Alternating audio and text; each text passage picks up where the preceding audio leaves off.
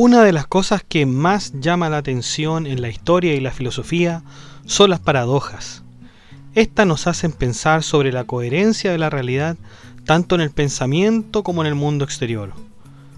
Muchas ya han sido refutadas, pero muchas otras también nos dejan mucho en qué pensar. Otros filósofos de gran reputación han hecho ver su indiferencia con las paradojas, diciendo que éstas en realidad no nos ayudan en nada.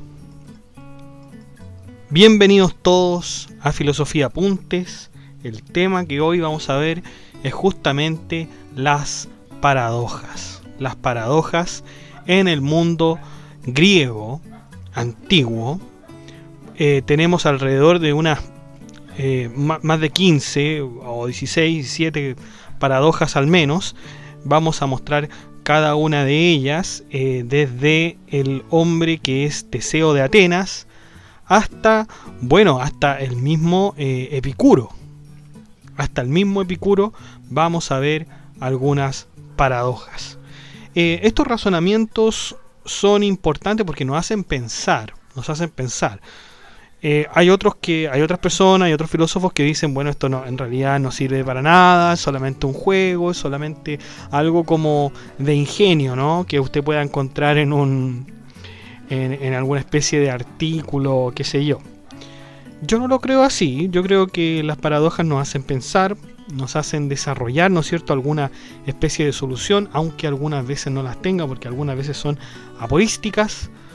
Por lo tanto, veámosla de todas maneras, veámosla. Si nos hacen pensar, yo creo que no hay ninguna desventaja en que las sepamos. Por lo tanto, sin más dilación, entonces vamos a ver las paradojas de los griegos.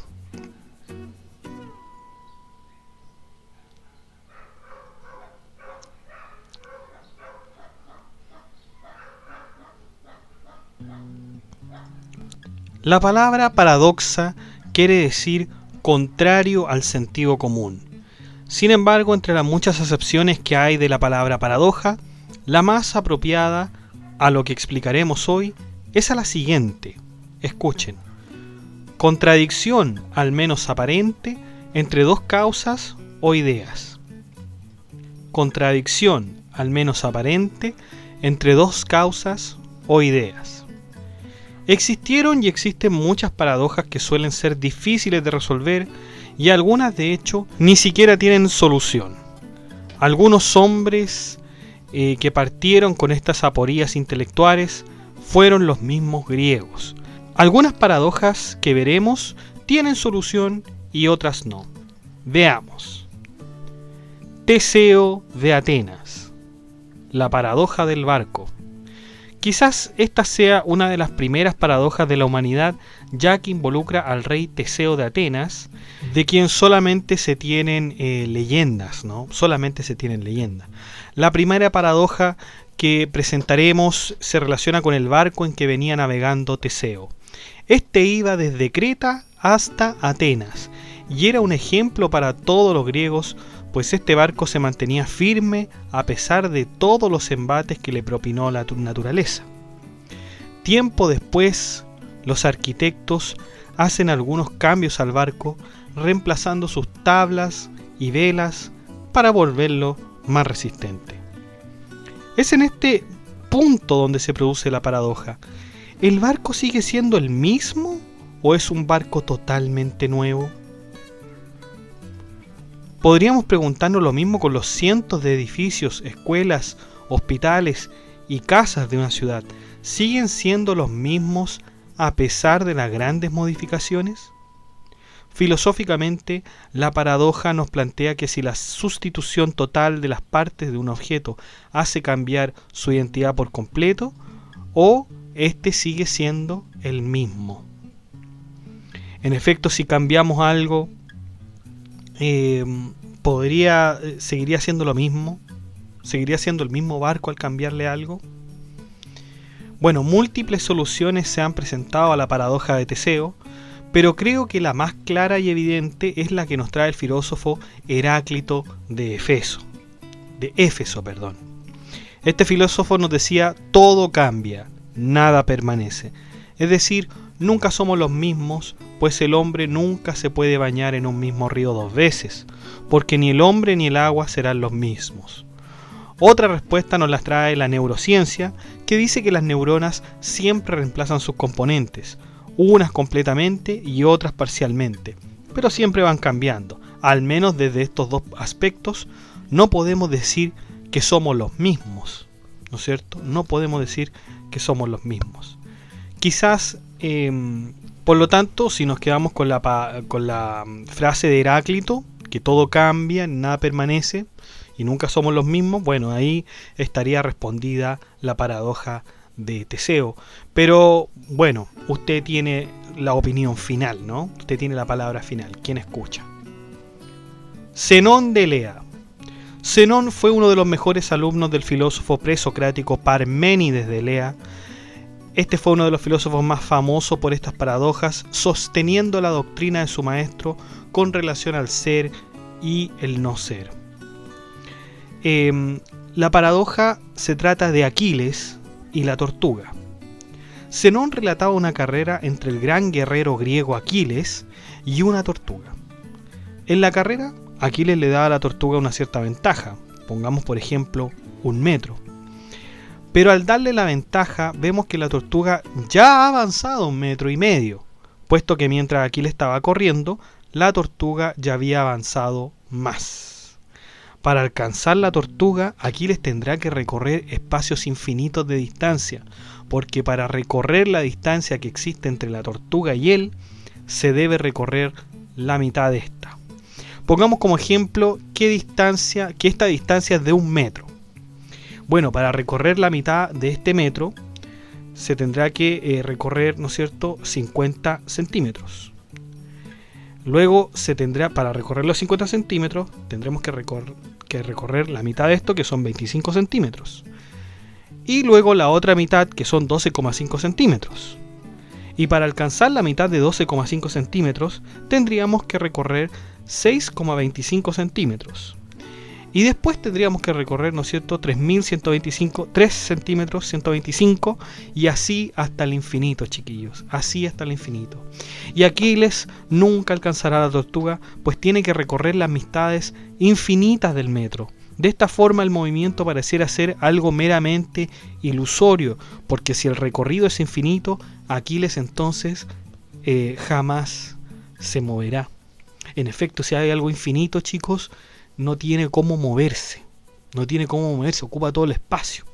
Por lo tanto, con la paradoja de Aquiles y la tortuga sería la ganadora, siempre y cuando, ¿no es cierto?, le dé esta ventaja del metro. ¿Ya? Por lo tanto, recapitulando, si la tortuga, ¿no es cierto?, lleva 1 metro, Aquiles va a tener que recorrer, ¿no es cierto?, la mitad de ese metro, pero para recorrer la mitad de ese metro va a tener que recorrer la mitad de la mitad, y así va a tener que ser. Aristóteles refuta esta paradoja diciendo que el error de Zenón está en decir que una distancia finita se puede medir con magnitudes infinitas. Una cosa finita no puede tener características infinitas, pues lo finito es finito y no infinito. También hay otras teorías matemáticas incluso sobre el límite, ¿no es cierto? Por lo tanto, si usted es matemático, seguramente usted conocerá lo que es el límite, y bueno, ahí se ve inmediatamente que hay un límite, ¿no? Que hay un límite, o sea que las divisiones infinitas en realidad pueden llegar a un límite. Si usted sabe matemáticas, y si no lo sabe, entonces vea en internet, por supuesto, el concepto de límite en matemáticas, y ahí probablemente podrá encontrar otra respuesta a la paradoja de la tortuga y Aquiles. Paradoja de la flecha. Bueno, en realidad la paradoja de la flecha es muy similar a la paradoja de la tortuga y Aquiles. Esta paradoja consta de una flecha arrojada a una determinada dirección. Si la flecha tiene una distancia de 10 metros, el recorrido de una flecha es de 10 metros con respecto a su objetivo, entonces la flecha deberá recorrer la mitad de 10 metros, es decir, 5 metros. Luego de recorrer los 5 metros, la flecha deberá recorrer la mitad de los 5 metros. Luego, la mitad de 5 metros tendrían que ser 2,5 metros. Y luego tendrá que recorrer la mitad de 2,5 metros, que sería 1,25. Y así, usted va dividiendo infinitamente los metros. Y por lo tanto, la flecha en realidad no podría llegar nunca. Si la flecha tiene que recorrer todas estas mitades de manera infinita, no va a llegar a su objetivo. La verdad es que si recorre mitades infinitas, sería imposible lograrlo. Además, si observamos detenidamente la flecha en un específico instante, veremos que ésta no se mueve, como si viéramos los fotogramas de una película. No importa en qué instante sea, la flecha parecerá estar en reposo o en movimiento constante. Bueno, por cierto que esto era increíble porque Zenón, bueno, estaban las mujeres de Grecia que esperaban a sus esposos, ¿no es cierto?, después de la guerra, esperaban a sus hombres, y estos, estas mujeres recibían la noticia de que estaba muerto porque le había llegado una flecha, qué sé yo. Entonces las mujeres, tristes, lo lamentaban, pero Zenón, con su teoría, ¿no es cierto?, decía que que no, la flecha en realidad nunca lo había alcanzado, ¿no es cierto?, por esta paradoja, ¿no? Era bien molesto Zenón en ese sentido. Bueno, tenemos una solución filosófica desde el mismo Aristóteles, quien decía: vemos que Zenón comprende el tiempo con muchos ahoras, puesto que detener el tiempo para observar el objeto en un tiempo determinado se consideraría como un ahora. Claro, si detenemos la flecha sería como una hora. Pero esto es falso, ya que el tiempo no está compuesto de ahoras indivisibles. El movimiento de la flecha se comprende por su tiempo, velocidad y movimiento. Es decir, chiquillos, que cuando entra la física a ayudar, ¿no es cierto?, a las matemáticas, entonces se comprende este movimiento de la flecha. Recordemos que Aristóteles instala este concepto de potencia y acto, ¿no? Y la potencia y acto conlleva un movimiento, y este movimiento, ¿no es cierto?, no es estático. Lo que se mueve no es estático. En cambio, Zenón está diciendo que, claro, está dividiendo los momentos y diciendo que cada hora es indivisible. Cada hora es indivisible. Pero Aristóteles, ¿no es cierto?, con su física nos dice todo lo contrario.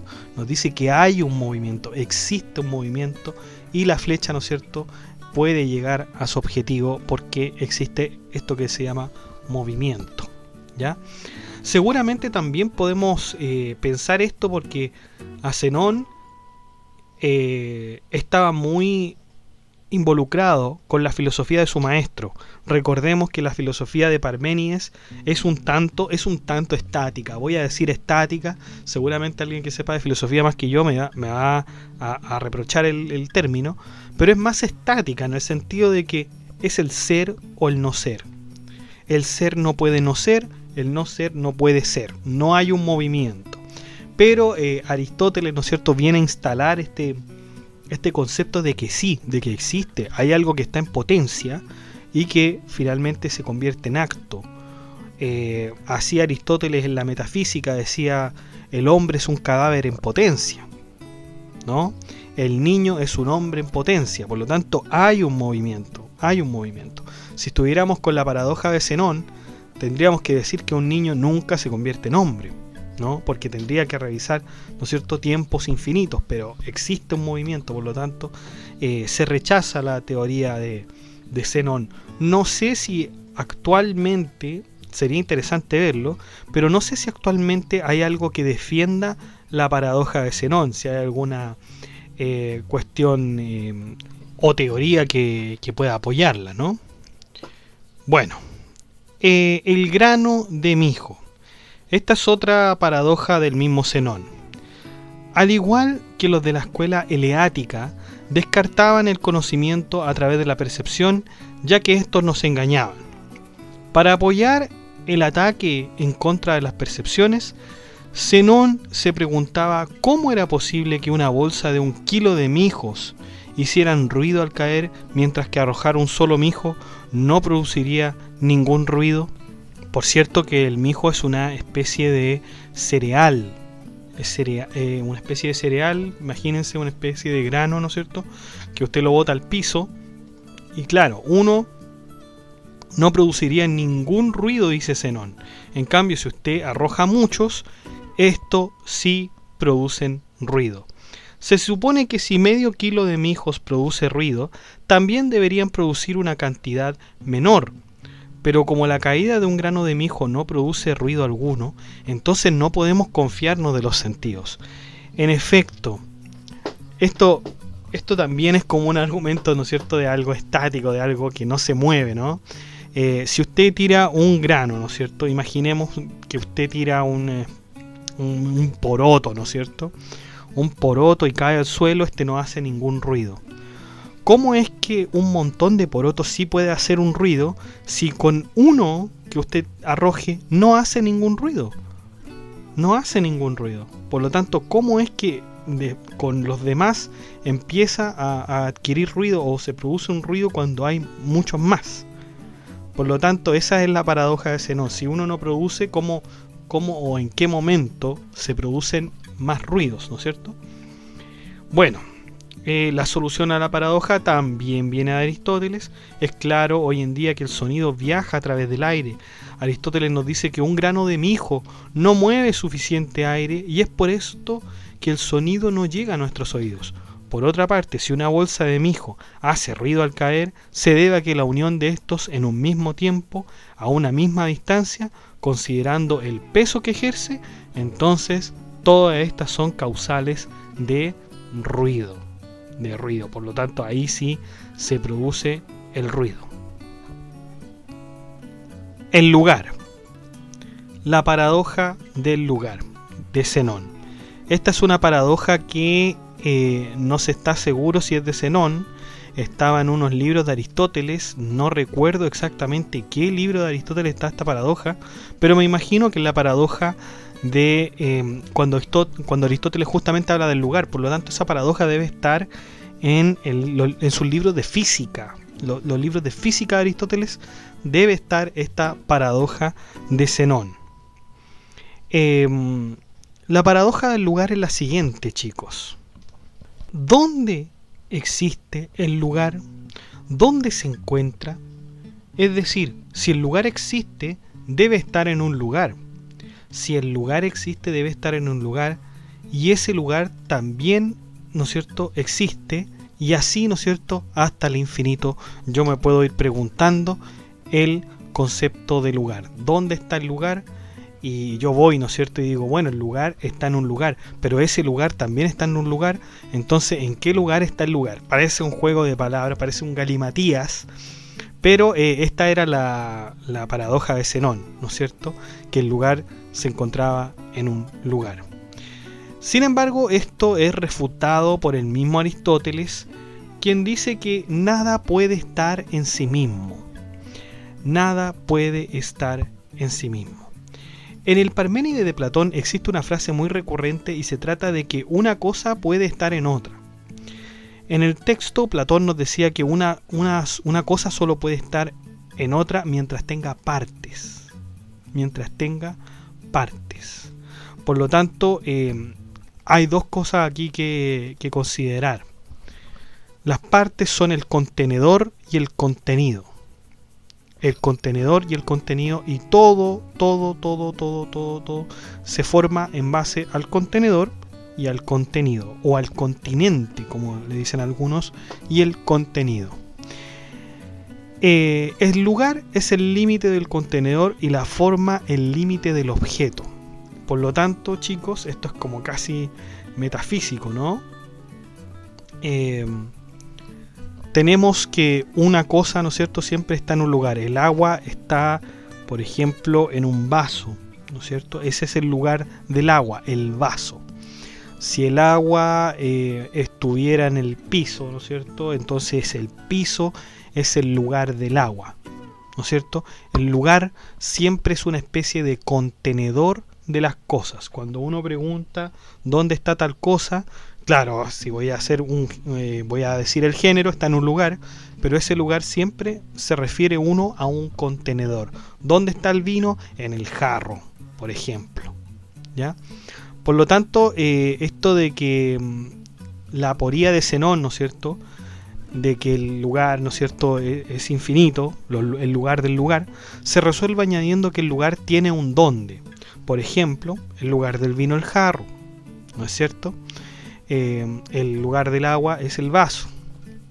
Además, las cosas en sí no tienen lugar, solo tiene lugar por accidente. Las cosas en sí no tienen un lugar, o sea, la justicia, la belleza, las cosas en sí no tienen un lugar, sino que solo lo tendrían por accidente, es decir, por decir ahí está la justicia, como decirlo de una manera quizás metafórica, ¿no? Por lo tanto, ahí está la paradoja de Zenón, ¿no es cierto? El lugar, que está resuelto por la teoría del contenedor y continente de Aristóteles. Hipócrates de Cos. El padre de la medicina, Hipócrates de Cos, siguiendo el entendimiento filosófico de Parménides, señaló que la naturaleza tiene una extraña curiosidad de a veces ser y no ser. Nos decía que la naturaleza no es susceptible de ser enseñada, y en efecto la naturaleza no es enseñada. Pero si puede responder a algunos estímulos externos, ¿cómo los aprendió? ¿Cómo los aprendió? ¿La naturaleza aprende? ¿Puede aprender?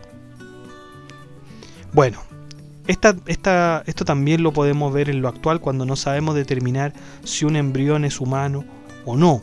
Un debate que ha dado mucho que hablar últimamente, pero el punto básico de esto es la naturaleza. O sea, la naturaleza puede aprender.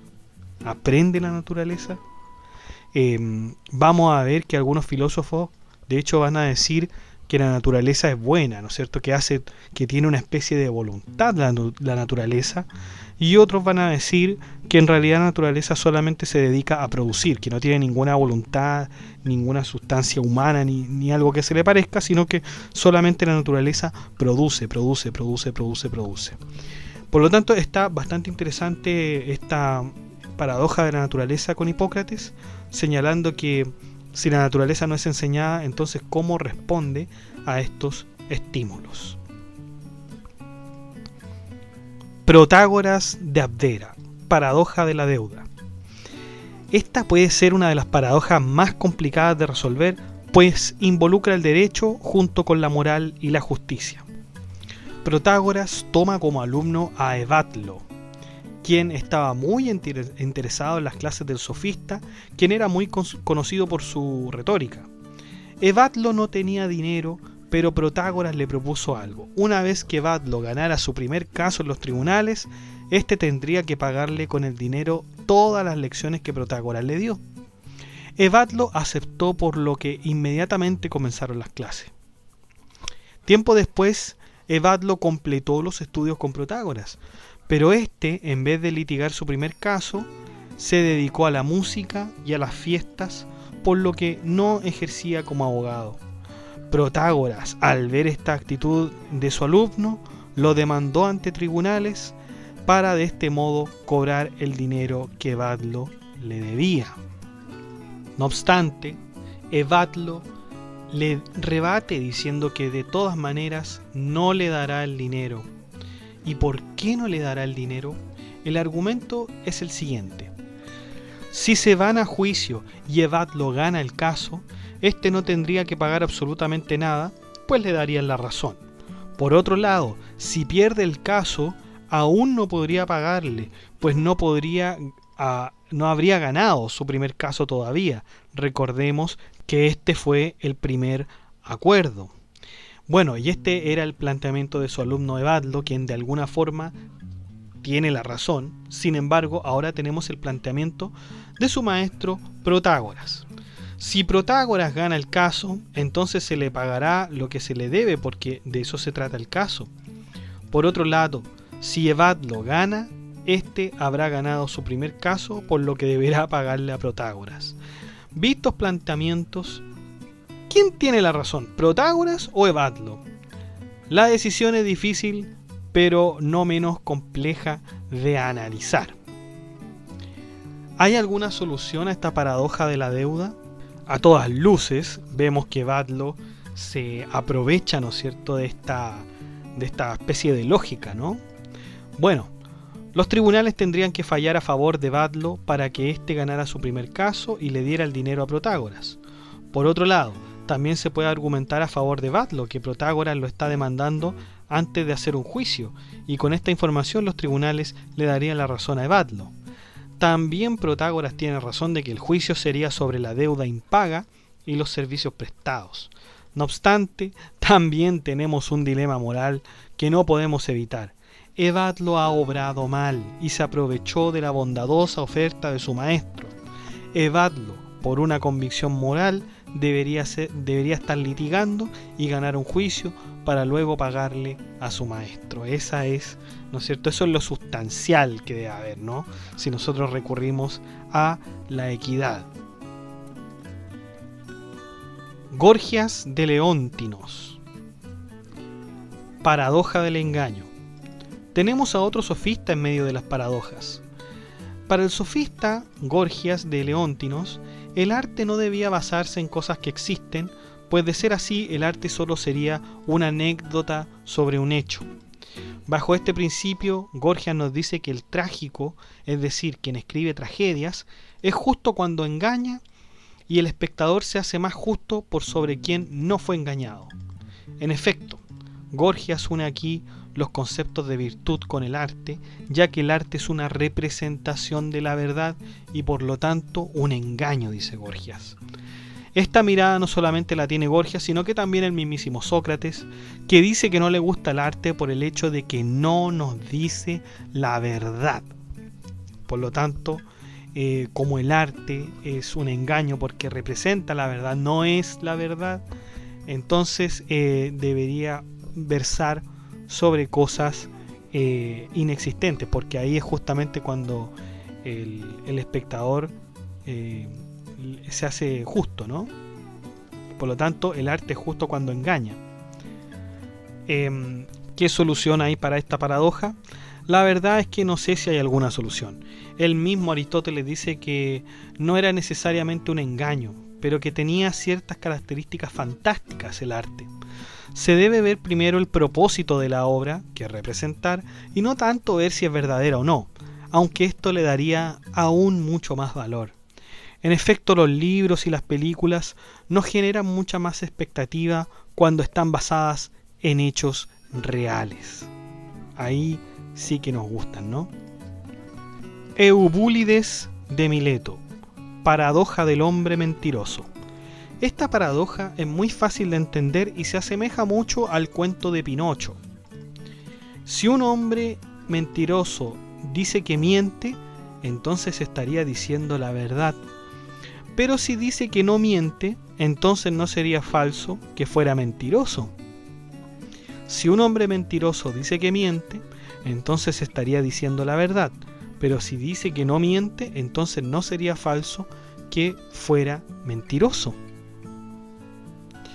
Bueno, realmente no sé si puede existir una solución a esta paradoja, en el sentido de que pareciera ser que se confunde el ser con el decir. Esta implicación ontológica nos podría remontar a San Anselmo de Canterbury, quien, diciendo que cuando algo es pensado, necesariamente existe. Si el hombre es esencialmente mentiroso, entonces no podría decir que es mentiroso, puesto que estaría diciendo la verdad. Lo principal es que, como mentiroso, todo lo que diga no puede ser cierto. ¿Existe un hombre así? ¿Existe una persona que no pueda más que mentir? ¿Existirá esa persona que no pueda más que mentir? Quizás por alguna enfermedad.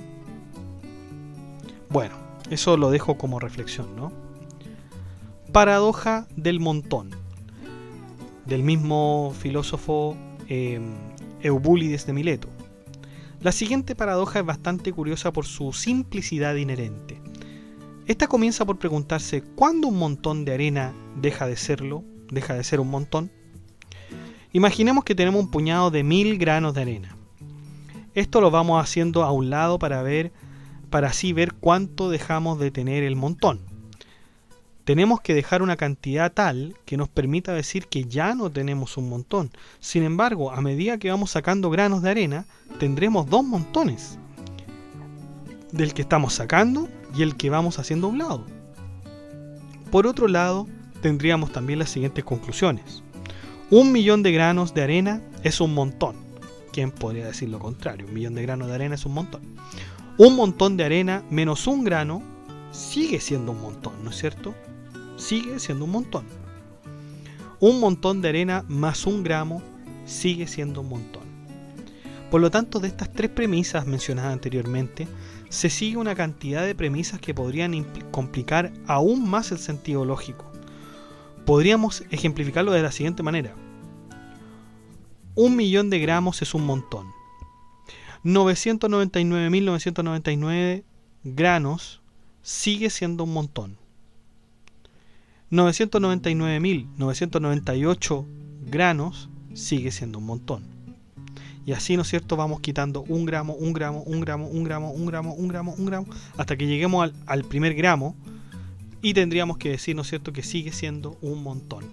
Como veremos, siguiendo la premisa 2, debe seguirse hasta decir que un gramo sigue siendo un montón, en el entendido de que quitar un grano nunca va a quitar la propiedad de un montón. Lo mismo podría decirse del grano de arena que se le suma, es decir, ¿cuántos gramos de arena hay que añadir para que ese gramo de arena sea un montón? La cantidad de montón es tremendamente, por lo tanto, subjetivo, por lo que nunca llegaremos a un acuerdo sobre lo que es en realidad un montón. Es extraño saber cuál es el límite que nos dice cuándo es algo un montón, ¿no les parece? Es lo mismo que, y quizás esta es otra paradoja, con Aristóteles, ¿no? Cuando algo es un instante. Cuando algo es un instante. Cuando es un segundo, pero algo que sea menos que un segundo también podría ser considerado un instante. Por lo tanto, es sumamente interesante, ¿no? Cuando las cosas tienen algún límite, ¿no? Paradoja del hombre calvo, con el mismo filósofo. Esta paradoja es muy similar a la anterior, con la diferencia de que va desde lo general a lo particular. Veamos, un hombre con una cabellera abundante obviamente no es calvo. Si comenzamos a sacar cada pelo de él, podríamos decir que es calvo. Sin embargo, ¿podemos decir que teniendo solamente 2 pelos es calvo? ¿No hay una cantidad de pelos que nos indique cuál es la transición a la calvicie?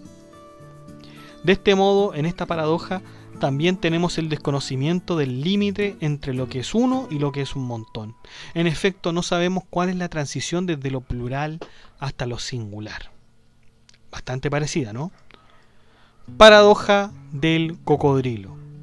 Otra de las paradojas que nos trae este filósofo es la famosa paradoja del cocodrilo. Esta consiste en una historia sobre un cocodrilo, un niño y su padre.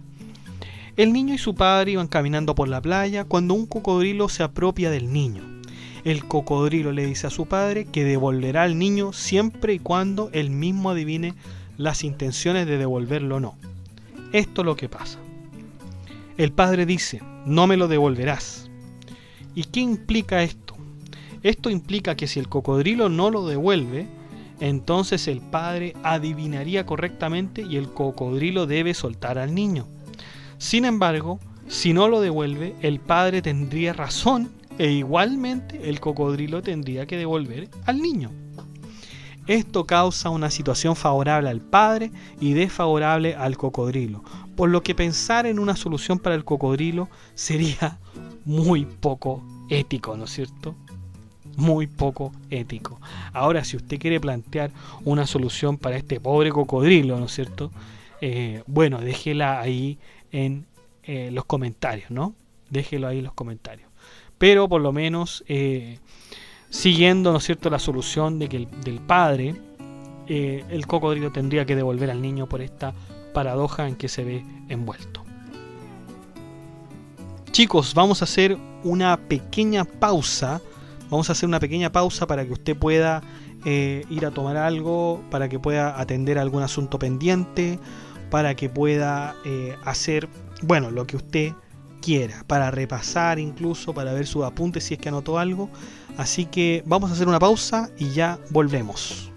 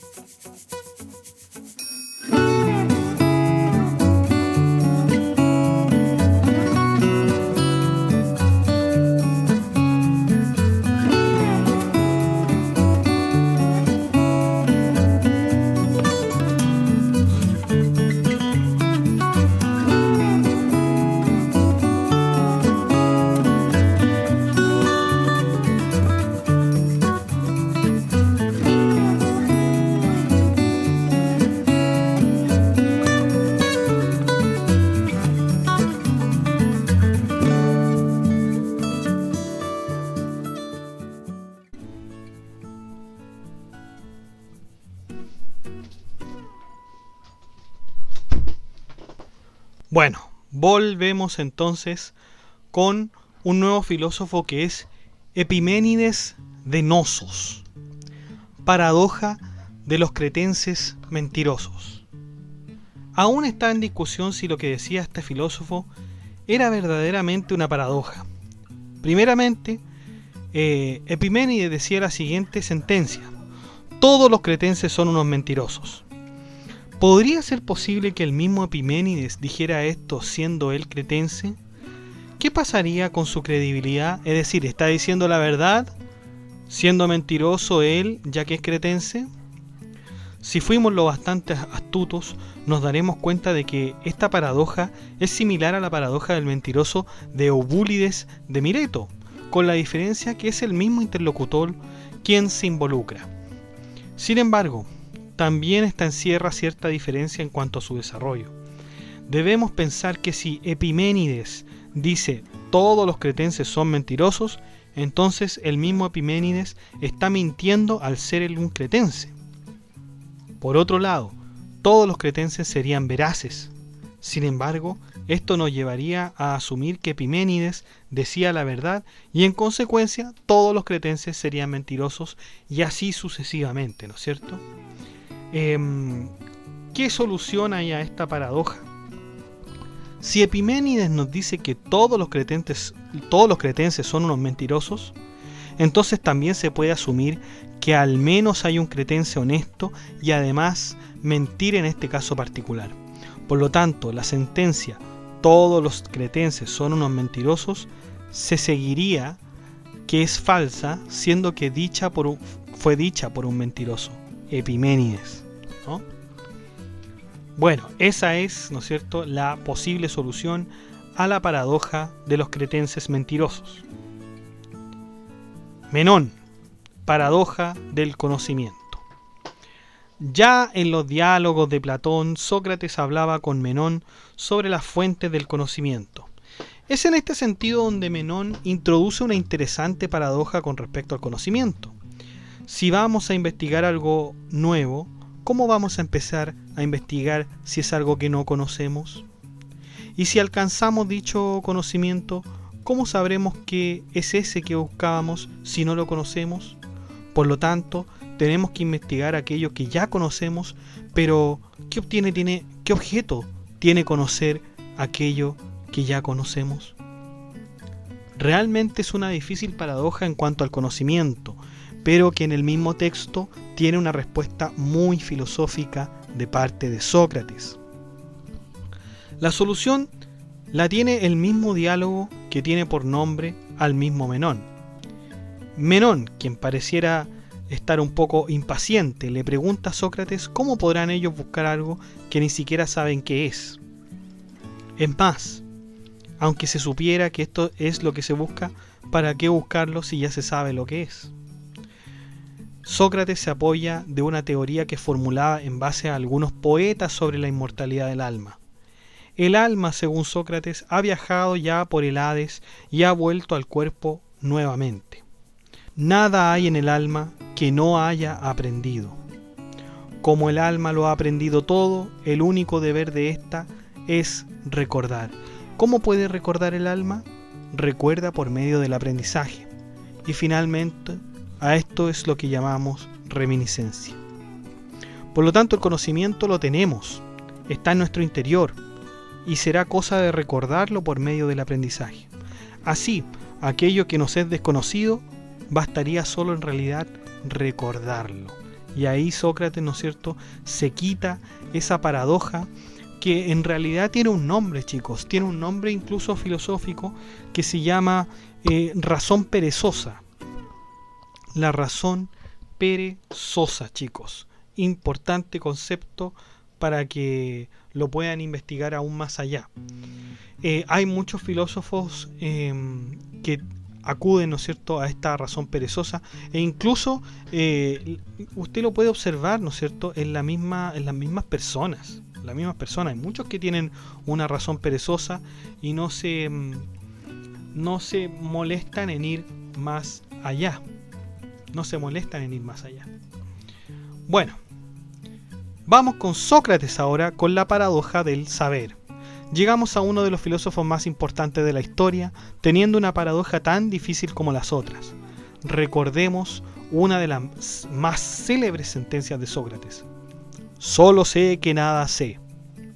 El origen de esta cita tiene un trasfondo en los diálogos de Platón, cuando un amigo de Sócrates, Querefonte, fue a consultar al oráculo quién era el hombre más sabio de Grecia, y éste respondió: Sócrates.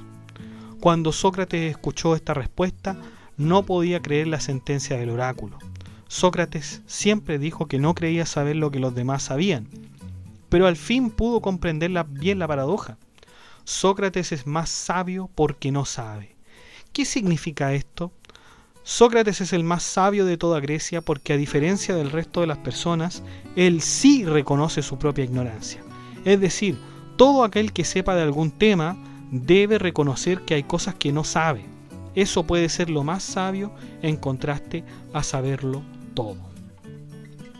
La verdad es que para esta paradoja no existe una solución o algo parecido, ya que en cierto sentido es una verdad. Reconocer los límites del conocimiento es algo natural, pero de ahí a no saber nada quizás es algo distinto.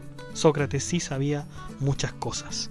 Y fíjense que esta paradoja, chicos, va a tener tremendas repercusiones en el Renacimiento, ni siquiera en la Edad Media, o quizás sí, en la Edad Media también, pero mucho más en el Renacimiento, con la figura del gran Nicolás de Cusa. Nicolás de Cusa, nosotros lo hemos visto, chicos, está en el blog, están todas sus teorías, sus libros, así que les recomiendo también que visiten el blog y en teorías filosóficas vean la teoría que él planteó en el Renacimiento, que se llama la docta ignorancia. La docta ignorancia. Y él lo vincula de la siguiente manera. Él dice, bueno, como Dios es un concepto tan inalcanzable, es la verdad misma, ¿no es cierto? Por lo tanto, ser ignorantes en cuanto a ese conocimiento divino es lo mejor que usted puede hacer. Es decir, cuando usted es ignorante, usted está siendo sabio al mismo tiempo, porque usted reconoce que hay un límite,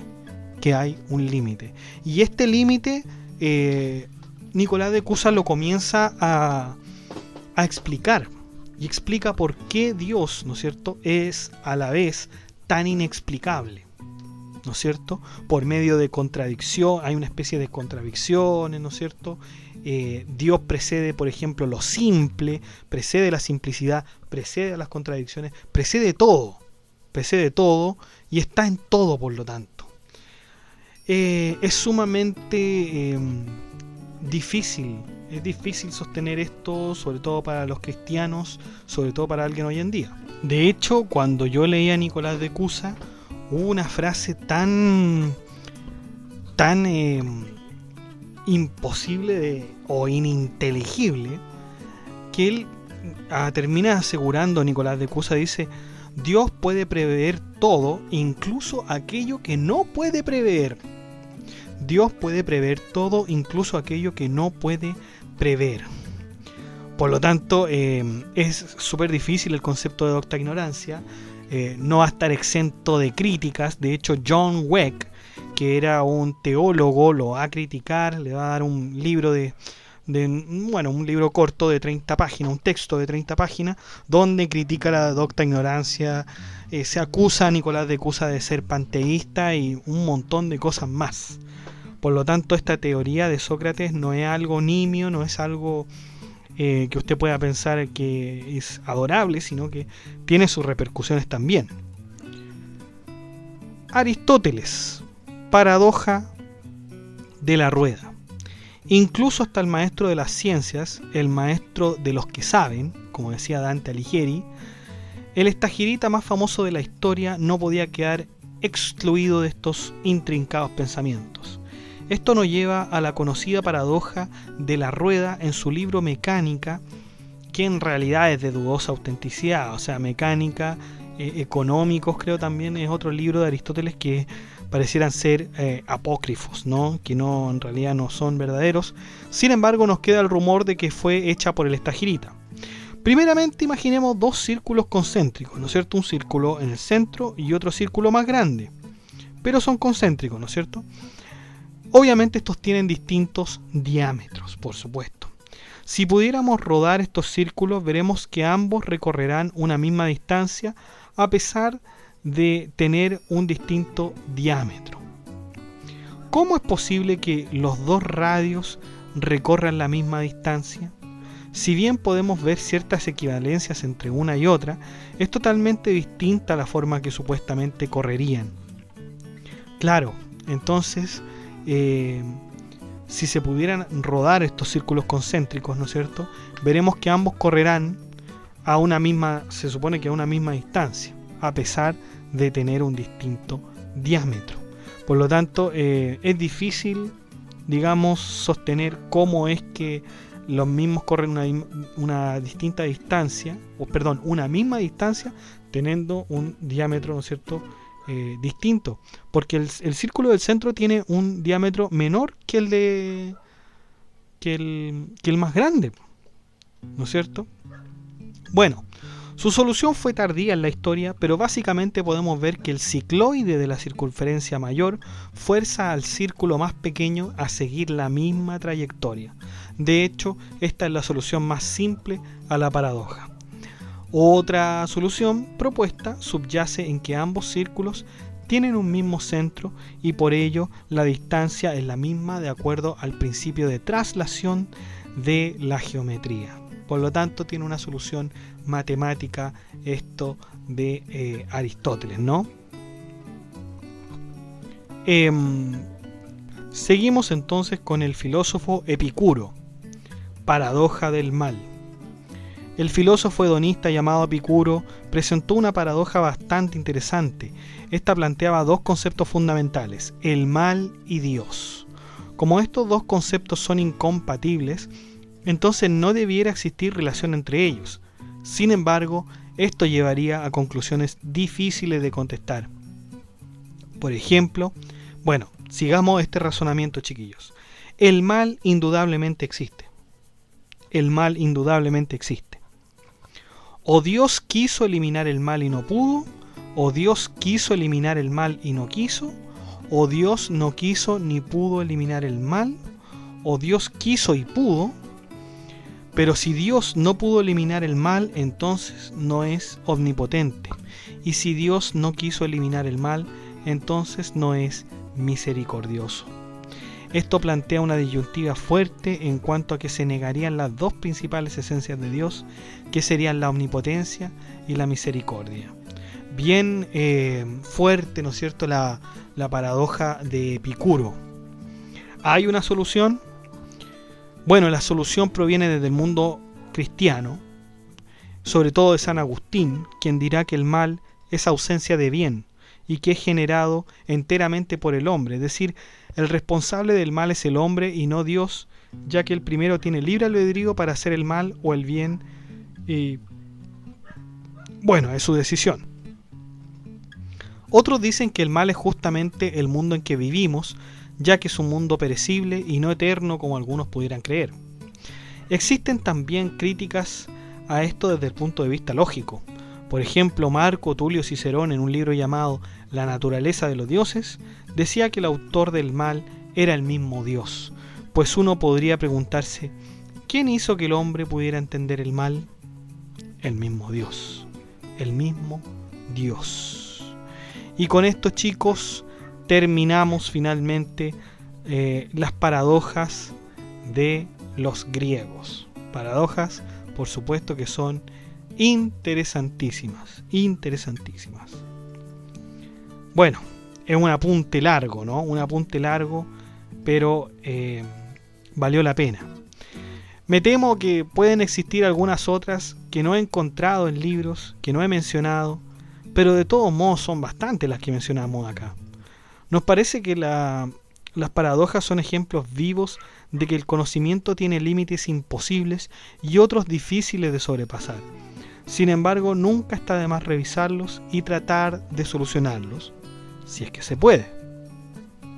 Bueno, y esto ha sido entonces, chiquillos, las paradojas de los griegos. Si usted tiene alguna otra, entonces, por favor, póngala en la caja de comentarios. Por favor, ingrésela ahí y la discutiremos y la veremos en lo posible.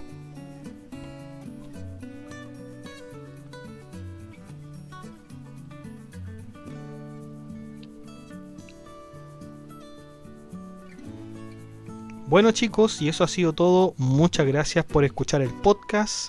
Que estén muy bien. Den like, comenten, suscríbanse, accedan al blog. El blog está en la descripción. Está la entrada de este artículo también, así que pueden revisarlo de manera escrita. Muchas gracias, cuídense, los quiero.